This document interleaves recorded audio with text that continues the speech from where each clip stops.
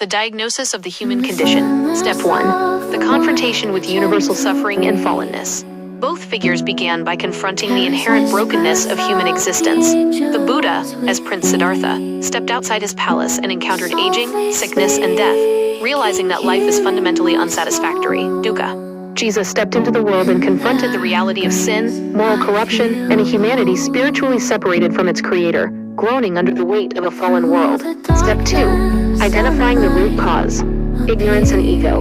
They moved beyond symptoms to the root cause. The Buddha identified the cause as tanha, craving/attachment, stemming from avidya, fundamental ignorance of the true nature of reality. Jesus identified the root as the heart of stone, selfishness, pride, and a willful turning away from God's will in favor of the ego's desires. Both saw that humanity was trapped by its own misguided attachments. Step 3. The realization of entrapment, samsara and bondage. They revealed that humanity cannot fix itself through temporary measures. The Buddha taught that we are trapped on the wheel of samsara, an endless cycle of rebirth driven by karma, where even pleasure is fleeting.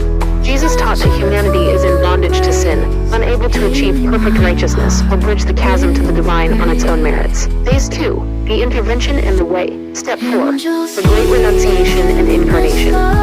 Liberation required a radical break from the status quo. Siddhartha undertook the great renunciation, leaving behind wealth, power, and family to become an ascetic seeker. Conversely, the Christian view is that God undertook the ultimate renunciation through the incarnation. Jesus emptying himself of divine glory to become human, entering directly into the suffering he came to heal. Step 5. The breakthrough event. Enlightenment and revelation. A transformative event provided the blueprint for freedom. Under the Bodhi tree, Siddhartha destroyed the final illusions of the ego and achieved full enlightenment, becoming the Buddha, the awakened one. At his baptism and subsequent ministry, Jesus was revealed as the beloved Son, the definitive revelation of God's nature and the bridge between heaven and earth. Step 6. Proclaiming the prescription, the Dharma, and the Gospel. Having found the truth, they shared it. The Buddha set the wheel of Dharma in motion by teaching the Four Noble Truths, articulating the path out of suffering. Jesus began proclaiming the gospel of the kingdom, announcing that God's reign was at hand, and providing a new covenant based on grace and truth.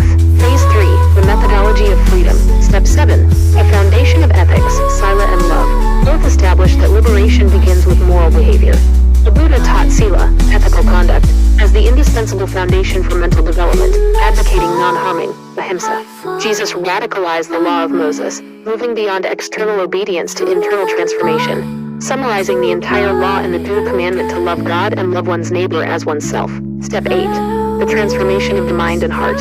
He provided tools to change internal reality,